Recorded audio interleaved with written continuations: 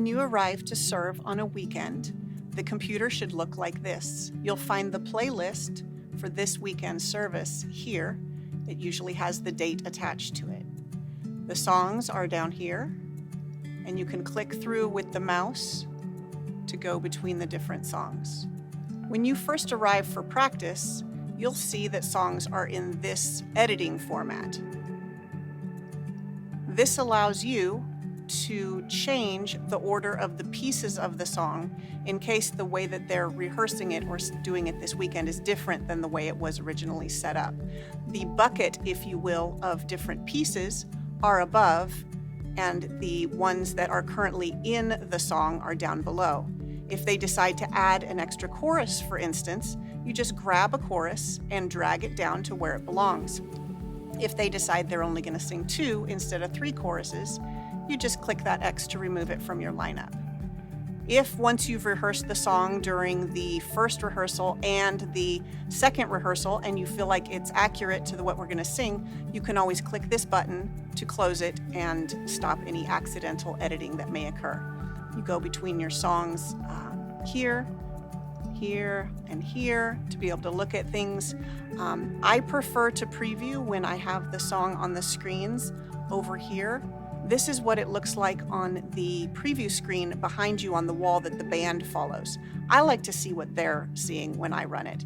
But if you would prefer to see what's on the screen, you can choose the CGI 1 version, and that way you see what's on the screen when you click it. And then there's also the alpha key one. It shows you what's on the screen when you click it. The CG1 is what's actually on the switcher's monitors. So I do prefer to run it on the stage screen version just so I can see what they see when I'm running it for the vocalists. When we run through the rehearsal, you're going to follow them along. Our goal is to always lead them by half a second or put the lyrics up as people are taking a breath to sing it. So as the song goes and they do the first lyric, let our praise be your welcome, let our songs be a sign. As soon as they say the S of sign, you're going to want to move to the next lyric on a quickly paced song so that they have a chance to read that lyric before they're supposed to take a breath in to sing it. It helps people feel really comfortable in worship and not be searching for the next song, but really to enjoy the service. We do put breaks in here when there's a long pause and it's kind of awkward to leave the lyric that you just finished up there, but you're not quite ready to go to the next lyric. We'll build those into the song so that you can have a more natural progression for people who are singing to know when the words are coming. You have your pre-service and your post-service slides. For the 9 a.m. service, you'll do this one. When your service producer tells you to, you'll start the pre-service slides and let that run until you begin the service.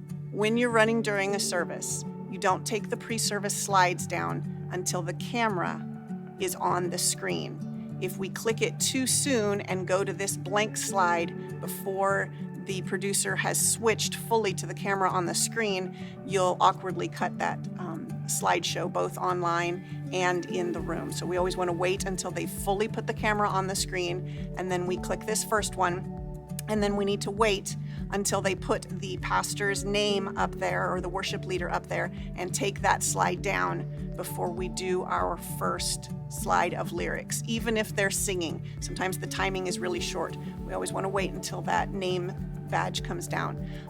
Depending on who your switcher is, they may make you go live first thing. They may wait until after they bring that slide down to put your lyrics up. But we always want to just be aware of that timing at the beginning of the service. As we go through the songs, you're going to progress between the slides. Clicking them is not the best way. Generally, to progress the slides, you can hit the right arrow key or the space bar, and both of those will take you to the next slide. When you get to the end of the song, you can click twice to go to the first slide of the next song, or you can simply go over here, click the next song, and then click that first slide, whatever feels most comfortable to you.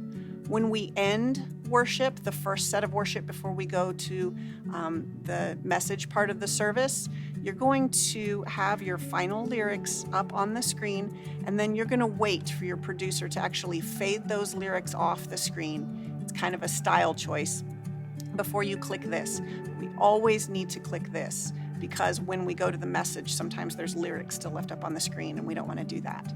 Then when we go to the message, you have a couple of blank screens up here, so you can just set and allow all the other things that happen before we get on the screen with the message slides to happen. When you're going between your message slides, you always want to fade on, and this is where it's nice to see what's happening on the screen. So if you'll see here, it fades on the first one and then cuts to transition between the other ones and then fades off. You can see that transition right here in the orange. The little orange thing signals that it's fading. If it doesn't have that, then it's cutting. So then we run all of the message slides during the service till the very last one, and then we fade that off and we get ready to resume our final song at the close of worship. Again, you're going to wait until your producer puts you up on the screen. You do want to click this one. You'll see these things right here. This indicates that this slide clears all, so it removes anything that's lingering on the screen, maybe a background from the worship or from the message slides. And then this little guy here shows you that it's converting us to the worship audience look. And so that's why the scriptures are formatted differently than the lyrics are. This slide right here is what switches us between the format of the message and the format of the worship. So we always want to make sure we click those first blank slides of a song, even if it's a very quick click before you go to the first lyric. Again, when we get to the end of the final song, you're going to let the person who's on the switcher fade off your lyrics instead of cutting them off. And then we'll go to this end, and then we always get ready for the post slide. It's a cue, but that slide goes just for 10 seconds. So we don't want to put it up until we're ready. So we wait until the person who's dismissing closes, and they'll call for that last slide, and you click that quickly so that they can put that up. And it's the first slide in the rotation after we're dismissed, and then it goes quickly after that. When you are running the slides in the beginning, your producer may ask you to clear everything.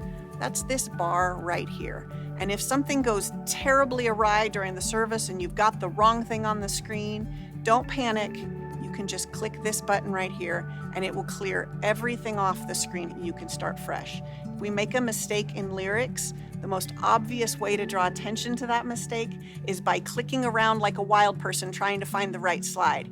It's much better to just clear the screen, go to the song that you're on, click that first one to make sure that's good, and then find where you go and just pick it up and continue the timing. It's never good to panic. You can always go without lyrics on the screen for a few seconds until we find our place.